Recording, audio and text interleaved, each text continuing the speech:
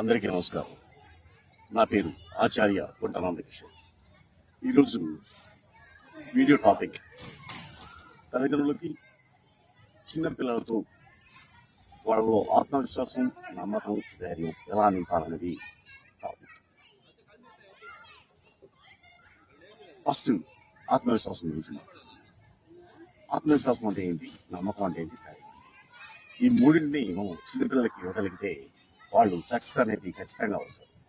ఆత్మవిశ్వాసం గురించి ఒక చిన్న మాటలు చెప్తాను. పిల్లల్ని ఫస్ట్ చాలా ప్రేమగా వాళ్ళని పెరుగుతో కాకుండా ఇంకా బంగారం లేదా చిన్న లేదా ఇంకా ముద్దుగా పిల్లలు. తర్వాత వాళ్ళకు ఒక పని చెప్పండి, చిన్న పని. ఆ పని చేశాక వాళ్ళు తప్పు చేసినా కూడా దగ్గర నుంచి మెచ్చుకొని యాక్ట్ చేసుకుని ఆ తప్పు ఈసారి దాన్ని ఇలా కలుపుకొని మీరు చేసి చూపించే విధంగా చేయండి. దీన్ని వాళ్ళలో ఇంకా అంటే చాలా ఆత్మవిశ్వాసంగా పెరుగుతుంది. ఇక నమ్మకం, వాళ్ళ మీద వాళ్ళు ధైర్యంగా నమ్మే పరిస్థితి ఇదొక లేదు. చిన్న చిన్న వాటికి బాగా ప్రెషర్ ఫీల్ అయ్యి చాలా సఫర్ అవుతుంటారు, ఒత్తిడి గురవుతుంటారు. వీటిలన్నింటినీ పోగొట్టేయాలంటే ఆ మెడిసిన్ తల్లిదండ్రులు ఎలా చేయాలి మనం ఇప్పుడు ఇందాక మనం చెప్పుకున్నాం ఆత్మవిశ్వాసం గురించి. సేమ్ అదే విధంగా వాళ్ళ పరీక్షల్లో కానీ లేదా వాళ్ళు చేసే పనుల్లో కానీ తప్పులు చేసినప్పుడు దాన్ని ఎక్స్క్యూజ్ చేయండి, ప్రేమగా చెప్పండి, దాన్ని ఇంకోసారి సక్సెస్ చేసే విధంగా చేసి చూపించండి. ఒక భయాన్ని పోగొట్టండి. చీకట్లో లేదా స్నేహితులు ఆడుకున్న ఒంటరిగా ఉన్న వాళ్ళకి భయాలు పోగొట్టాలి అంటే తోడుగా ఉండాలి. చీకట్లో నువ్వు ధైర్యంగా చేయగలవు, నువ్వు ఒక్కడే చేయగలవు అని ఇలా చేస్తాను. అంతేకాని ఎట్టి పరిస్థితుల్లో ఇతరులతో మీ పిల్లల్ని ఉంచకండి. ఇలాగా ప్రతి ఒక్క వీడియోలో చిన్నపిల్లల గురించి ప్రతి టాపిక్ని మనం వాళ్ళని ఎంకరేజ్ చేస్తూ ఉత్సాహపరుస్తూ ముందుకి ఇంకా మంచి వీడియోలు తీసుకొస్తాం. ధన్యవాదాలు. ప్రతి తల్లిదండ్రులు పిల్లలతో ఎలా ఉంటే వాళ్ళు సక్సెస్ అవుతారనేది మన వీడియో టాపిక్. ఆత్మవిశ్వాసం, నమ్మకం, ధైర్యం వీటిని కోల్పోతే వాళ్ళు దేనికి పనికిరానంటూ కాదు. వాళ్ళు పూర్తిగా అవి నింపాలి అంటే ముందు వాళ్ళలో ఆత్మవిశ్వాసం నింపాలి, వాళ్ళని ధైర్యం నింపాలి, అదేవిధంగా నమ్మకం నింపాలి. ఇవన్నీ నింపాలంటే ఒక తల్లిదండ్రులే అవుతుంది. తల్లిదండ్రులు చేయాల్సిన ముఖ్యమైన ప్రతి ఒక్క తల్లిదండ్రులు పిల్లలతో ఎంతసేపు గడుపుతున్నారు,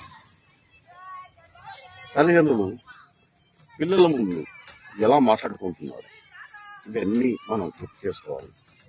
ఎందుకంటే పిల్లల ముందు ఎలా అంటే అలా ఉండడం, ఎలా అంటే అలా మాట్లాడుకోవడం చేయకండి. వాళ్ళు రేపటి పౌరులు, ఇది మర్చిపోకండి. పిల్లలు రేపటి పౌరులు. మనమే కరెక్ట్గా లేకుంటే మన పిల్లలు ఎలా ఉంటారు, ఇది గమనించుకోవాలి. అందుకని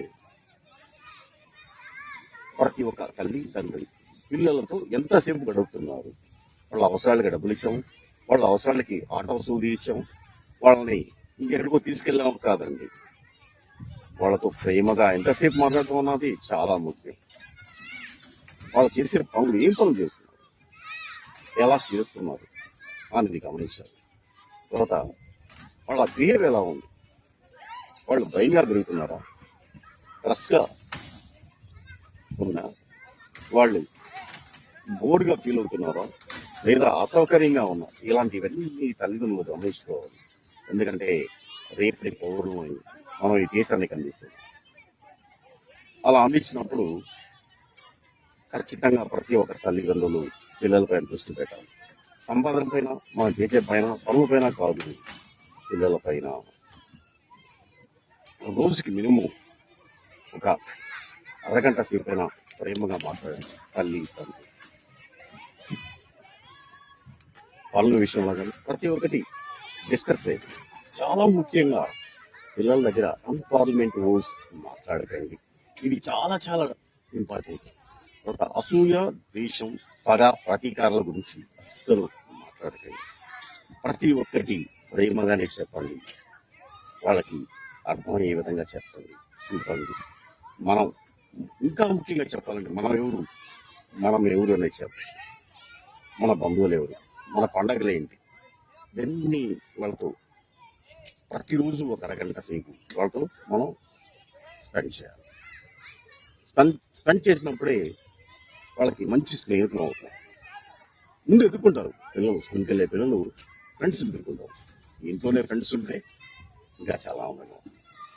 వాళ్ళతో ఆడటానికి ప్రయత్నించాలి. వాళ్ళు ఆడే ఆట ఏదైనా సరే వాళ్ళతో ఆడటం ప్రారంభించండి. ఇంకా చాలా చక్కగా తయారవుతారు. మాట్లాడడం ప్రారంభించండి. ఎంత చక్కగా అంటే నవ్వుతూ ప్రేమగా ఆనందంగా ఉంటాయి. ఇలా మీ ముందుకి ఇంకా మంచి మంచి వీడియోస్ మీ ముందుకు వస్తాను. తప్పకుండా చిన్నపిల్లలతో ఇంకా చాలా చాలా వీడియోస్ మీ ముందుకు రాబోతున్నాయి.